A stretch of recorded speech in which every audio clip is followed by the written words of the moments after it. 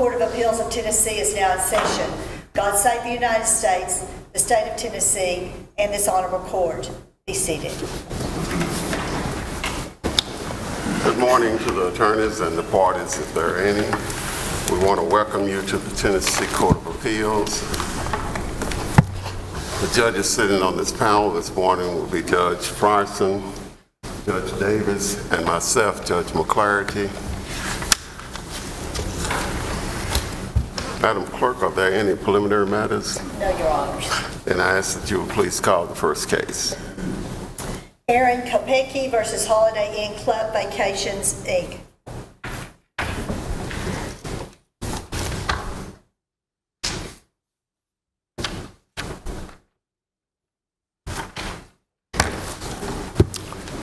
Well, the appellant? Yes, sir. I would assume you've already reserved your time, or have you? I'm sorry, can you say? Do you have any time for rebuttal reserved? Yes, Your Honor, I would like to reserve 5 minutes for rebuttal. Yes, sir. Okay. In that case, you may proceed with your argument. Good morning, Your Honors, and may it please the court. My name is Ryan Price with the Timeshare Law Firm, and I have the pleasure of representing Aaron Kopecky.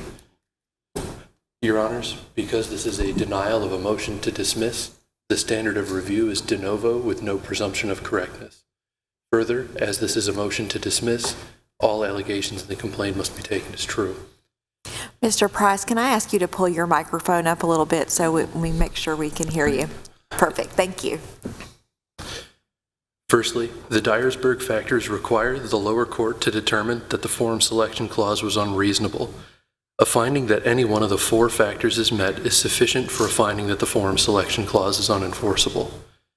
The second factor prevents enforcement of a forum selection clause where the selected forum would be substantially less convenient than the present forum. This factor looks to surrounding circumstances such as location of witnesses and location of the events giving rise to the action. Here, the relevant witnesses, the sales rep, managers, and closing agent, all live in Tennessee and work in Sevier County. Defendant seeks to remove these witnesses more than 700 miles from where they live and work to a state that they have no relation to. Further, all events occurred in Tennessee, and as such, necessary discoverable information will be located in Tennessee, training materials and employee timesheets, for example. Mr. Price, does the record contain information about where your client lives? My client is currently stationed in Germany. Okay. Is he in the military? That's correct, Your Honor. Was he in the military at the time the contract was signed? That's correct, Your Honor, yes. Go ahead. The third factor prevents enforcement of a forum selection clause where that forum selection clause was obtained through misrepresentation, duress, abuse of economic power, or other unconscionable means. Excuse me for interrupting, counsel. I'd like to return back to factor number 2.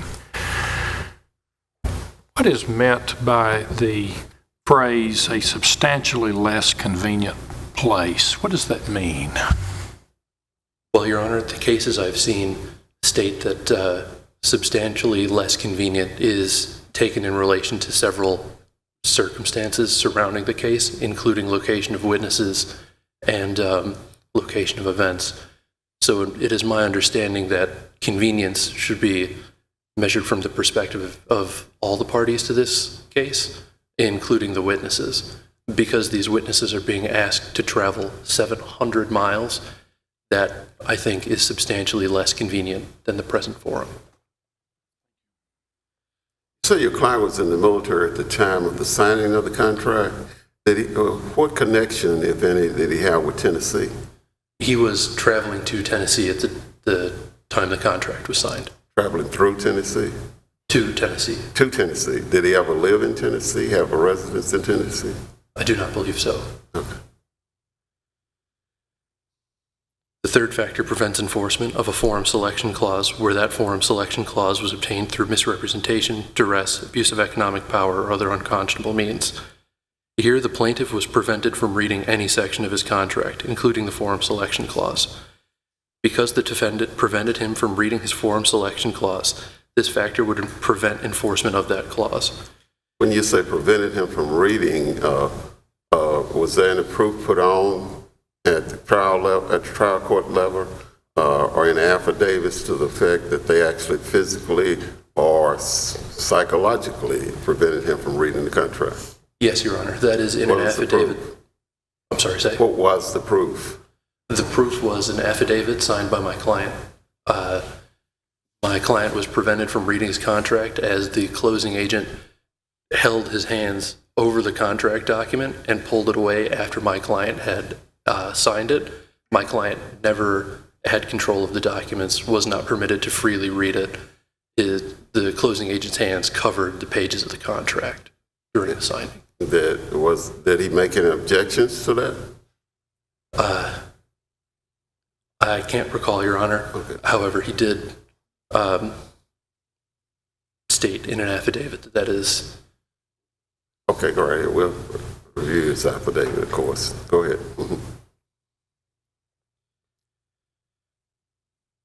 Defendant's closing agent never permitted the plaintiff to see any section of the contract for longer than brief moments, and any section the plaintiff did see was selected by the closer.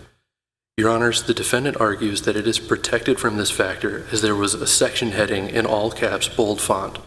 It does not matter how bold the font or large the typeface if there is a hand covering the words until the document is pulled away. Defendant also claims that the contract was recited or explained to the plaintiff. This is incorrect. The closing agent made rapid statements in regards to the contract, but the plaintiff was not permitted to read the contract to determine if those statements were accurate. These two factors are sufficient for a finding that the form selection clause is unenforceable. I guess my question is, if those are the facts that are alleged and that's how the contract was provided to him, what responsibility does your client bear for signing a contract that he was not allowed to read? Your Honor, my client was in that timeshare presentation for upwards of 6 hours. He was just signing the contract so he could leave. He had been there all day and was just trying to leave. And further, Your Honor, I don't think it is my client's responsibility that his contract was withheld from him. It was not my client who prevented himself from reading the contract.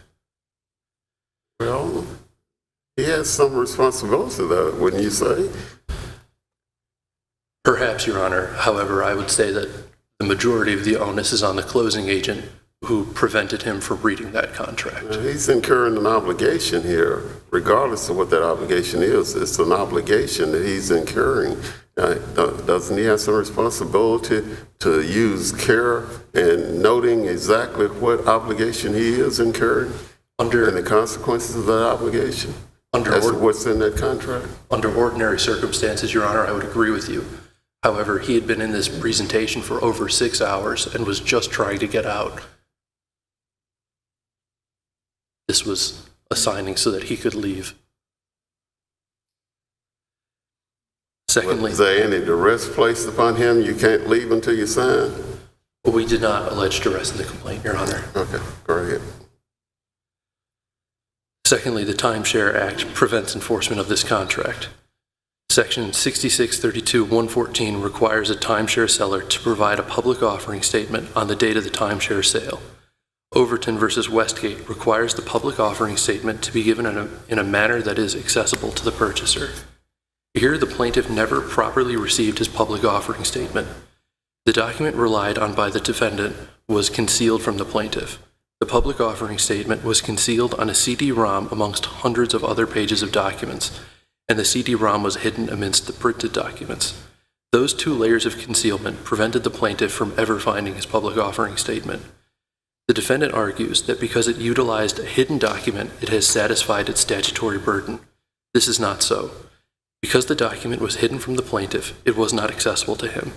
Excuse me, counsel, for interrupting again. You referenced the Overton decision. As I recall, in Overton, the CD-ROM contained outdated versions of the public offering statement, as well as other scanned files that were inaccessible and largely illegible, and that the Overtons in that case had requested a written copy and were not provided one. Would not Overton be distinguishable from this case? Your Honor, it is my opinion that Here, as in Overton, the public offering statement was not accessible. In Overton, it was not accessible because it was out of date. Here, it was not accessible because it was concealed.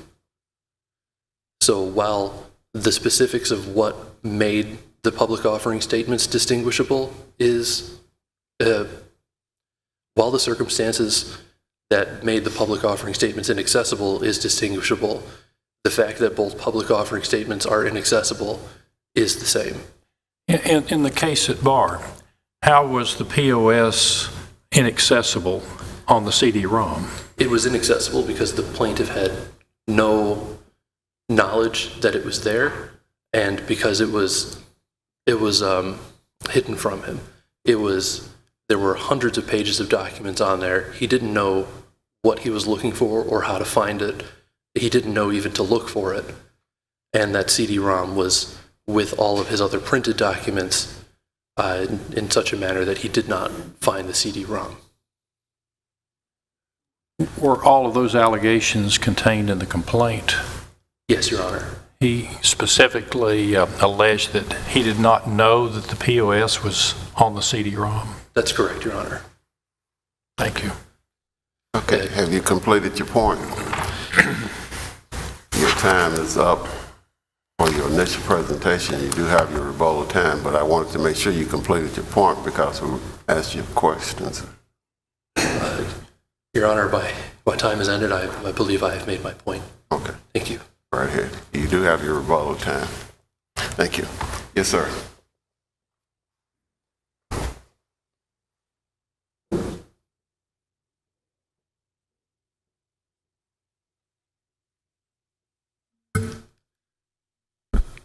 Good morning, Your Honors. Todd Hambidge from Holland and Knight in Nashville on behalf of Holiday Inn Club Vacations Incorporated. For ease of reference and brevity, I'll just refer to them as Holiday Inn. To begin, Your Honors, Mr. Price did not address it. It's addressed in our brief. I believe it'd be appropriate in this instance to simply dismiss the appeal for failure to comply with Rules 27 of the Tennessee Rules of Appellate Procedure for failure to, quote, make appropriate references to the record in the appellate brief, and also to consider the issues waived due to failure to comply with Court of Appeals Rule 6B, which provides that no assertions of fact will be considered by this court unless there are cites to pages in the record that would support those issues. There's cases cited in our brief where this court has dismissed on that basis. We've sought fees and expenses, and I would just maintain that that would be appropriate here. In the event it would come up in rebuttal, I also want to note on the front end that to the extent Mr. Kopecky's reply brief attempts to redress this issue by adding in record citations, this court has held that a reply brief is not a vehicle for correcting the deficiencies in an initial brief, and that was Burse v. Lakeside Behavioral Health just 2 years ago, collecting cases to that extent and dismissing on the basis of a failure to comply with those rules. Mr. Hambidge, was an amended brief ever filed?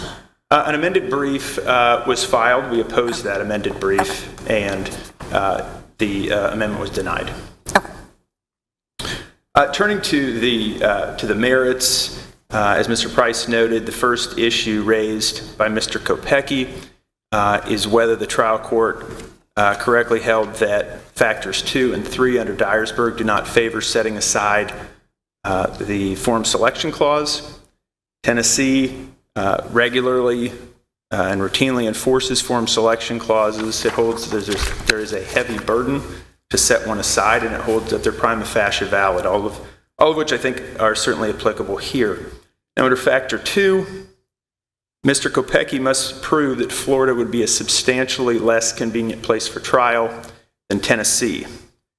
To Your Honor's point, to do that, Mr. Kopecky must show more than annoyance, inconvenience, or increased litigation expenses.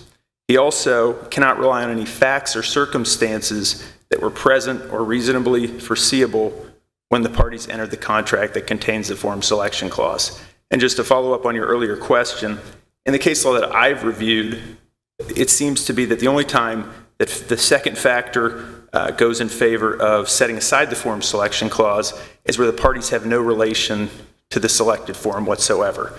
There are some cases at the trial court level in this matter that discussed that, and they set the form selection clause aside because companies weren't located there. There was no connection whatsoever. That's obviously not the case here. We have Holiday Inn, headquartered in Orange County, Florida, which is where the form selection clause says this case should be heard. It was headquartered there at the time of contracting as well. Yet you have your people who actually entered into the contract located in Tennessee, and supposedly most of the witnesses, other than those in your corporate headquarters, are in Tennessee. Wouldn't that be so? To be honest, Your Honor, I don't know the location of those witnesses at this point. This contract was entered in 2019. I don't know whether they're still in Tennessee or not, so I can't speak to whether they're still located there. If they were, I would maintain that they'd be under the control of Holiday Inn. I would also maintain that we have the Uniform Interstate Deposition and Discovery Act that assists in maintaining and obtaining discovery from witnesses, no matter where they are, for the 40 some odd states that have signed on to and adopted that Uniform Act. As you just noted, records, the records and records custodian are located in Orange County, Florida. I would note Mr. Price has said that he believes that a lot of the very material records would be located in Tennessee. The record evidence is from the record custodian, who says no, they are located in Florida at the headquarters. So the record evidence is no, that's where the records are located, are in Florida. The purchase agreement at issue was for Mr. Kopecky to purchase points in a trust. It was the Orange Lake Trust Plan, and as noted on the cover of the purchase agreement, that is a Florida trust. It's also located in Florida. So we have all these factors, all these things that point to Florida. As Mr. Price conceded, Mr. Kopecky is not located in Tennessee. He's traveling no matter what to attend trial in this matter. So I would submit that Factor 2, the trial court was correct in finding that it does not favor setting aside the form selection clause. Under Factor 3, Factor 3 under Dyersburg requires that we look at whether there was some form of specified misconduct, and here Mr. Kopecky maintains it was fraudulent concealment with respect to the agreement as to the place for the action. In other words, under Dyersburg, as well as this court's holding in Cone Law Firm, and this court's holding in Sevier County Bank, what we're looking at is, was there, to use fraudulent concealment as that's what is relevant here, was there fraudulent concealment with respect to that particular clause? We're not looking at whether there was fraudulent concealment with respect to the entire agreement. It's focused, it's narrow. And that's the issue before the court, just to be clear, is it's whether there was any fraudulent concealment with respect to that clause. It's unclear to me whether Mr. Kopecky is advocating that there was fraudulent concealment with respect to the entire agreement, because Mr. Price has said this morning that he wasn't able to read any of the agreement, so all of it was fraudulently concealed. I would submit that if that is the argument now, that's not an argument to be entertained. If for no other reason, then it was not included in the statement of issues, which provided that we're only looking under Dyersburg Factor 3. And under Rule 13B, appellate review is limited to the issues presented for review, as this court just held a few years ago in Hall v. Park Grill, LLC. I would note additionally, Mr. Price said this morning that Mr. Kopecky's affidavit says that he was prevented from reading the contract. The affidavit, in actuality, does not say that, so I'd encourage the court to review it, as I know you will anyways. And there's no remarks in the affidavit about hand covering or anything of that nature.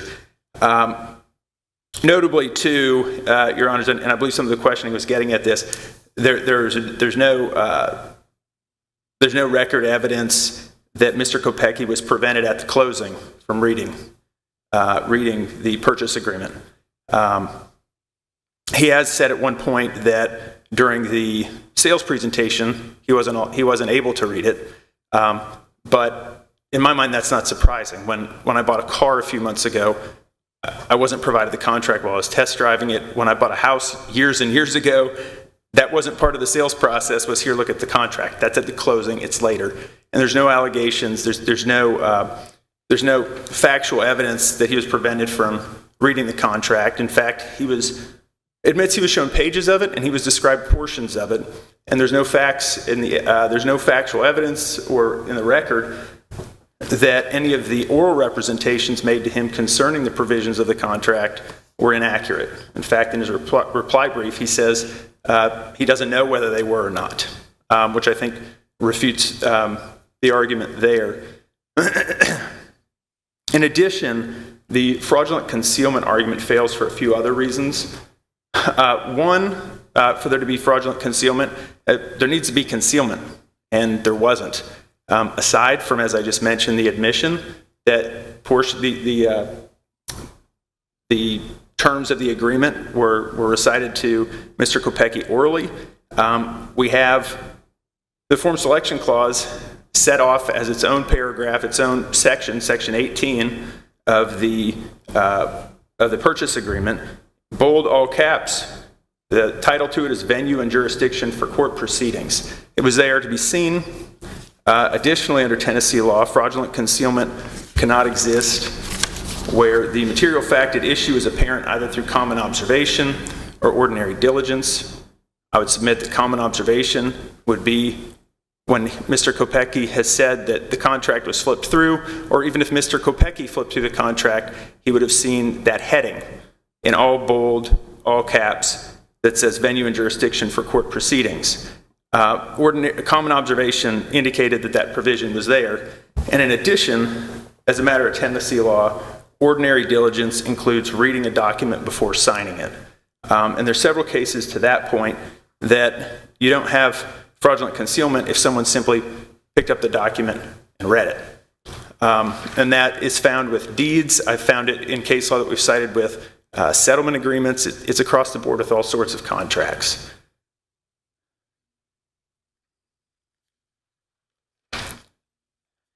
In addition, the last issue that Mr. Kopecky has raised in his statement of issues is his position that the purchase agreement is void because he says it violated the public offering statement statute, which I'll just refer to as the POS statute. And he says, this morning Mr. Price clarified that he says that statute was violated because while the POS was provided, there's no argument that the POS was not provided. He says that it was somehow concealed because it was on a CD-ROM. I believe that sets aside the argument that had occurred in some of the briefing about whether perhaps provision of the POS on a CD-ROM could violate the statute.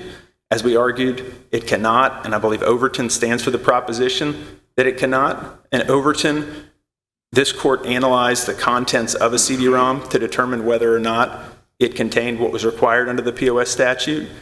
If providing the POS on a CD-ROM violated the POS statute, I'm sure it would have been much easier for this court to simply say, provided POS on CD-ROM violation and moved on. But it didn't. It analyzed the contents. And there the issue was in analyzing the contents, in addition to some of them being illegible. I think one of the main issues was that under the POS statute, the requirement is that the developer, it says, shall provide public offering statement and any amendments and supplements thereto. In Overton, the outdated POS was provided on the CD-ROM.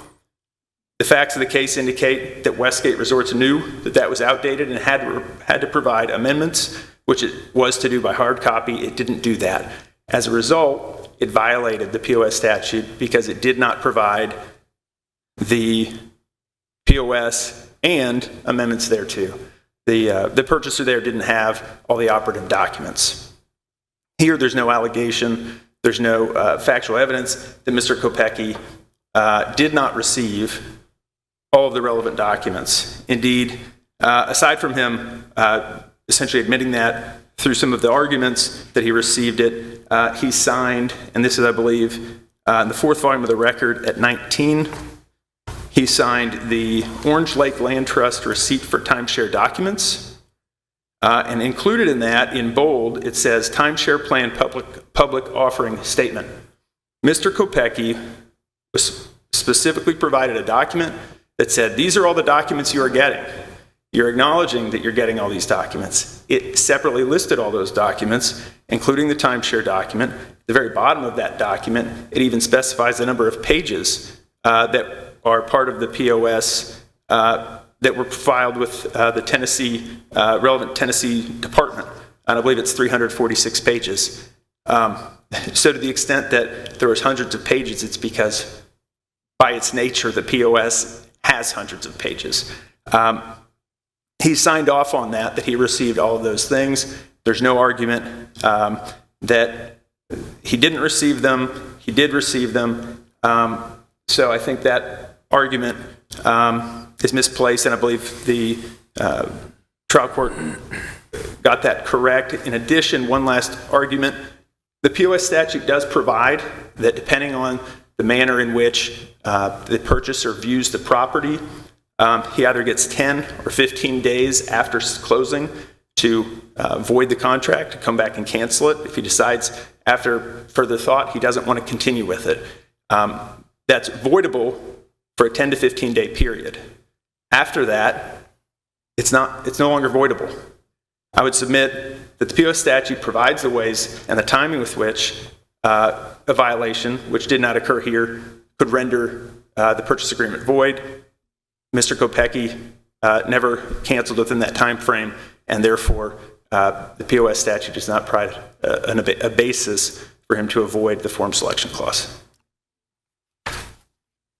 One question I have, you said the total number of pages was how many?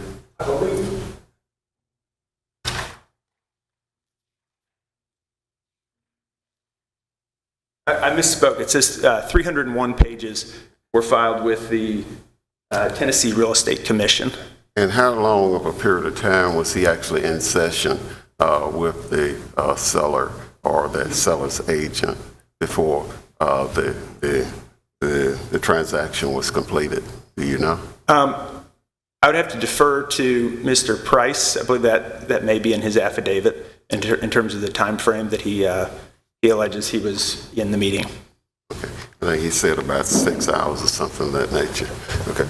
And the question is this a common practice that the party would be in a session for that length of time?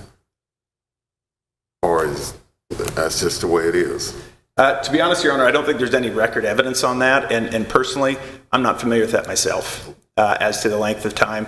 I would say on both ends of that, the length of time that's part of the sales process, I would assume that can vary because it may include a tour of the property and going through those sorts of things. I think sometimes videos and things like that are included. And I'm also not, to be honest, certain as to the length of time that typically is involved with the closing.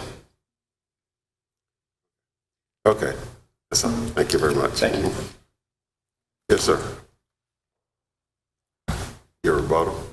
Your Honor, to answer some of your questions that you asked opposing counsel, the closing lasted a total of 15 minutes, even though the sales presentation lasted over 6 hours. You asked if that was standard, and the amount of time these sales presentations varies. I've seen them run anywhere from 4 hours to over 10 hours. It just depends on how long it takes. Did you make a record of this in your presentation to the trial court? I do not believe so. Most of the time. Okay. The length of the closing, however, is in the affidavit. Thank you.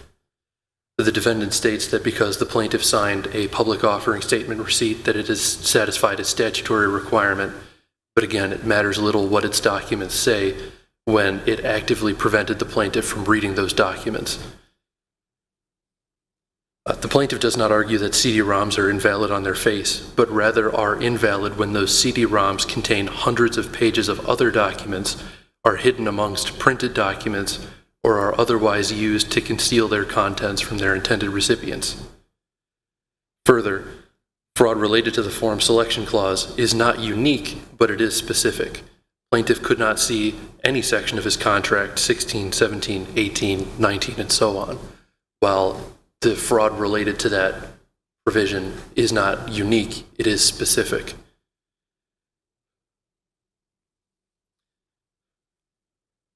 The defendant states that common observation should have been relied on. However, he states that merely picking up a document is insufficient. However, this wasn't a document that was merely picked up. This was a document that was never put down. This was a document that was never given to my client. Thank you, Your Honors. Thank you. There's nothing further than your case has now been submitted to the Court of Appeals, so you should receive our opinion and judgment within a reasonable period of time. We want to thank both attorneys for your presentation and representing your clients in this matter. The lawyers may be excused.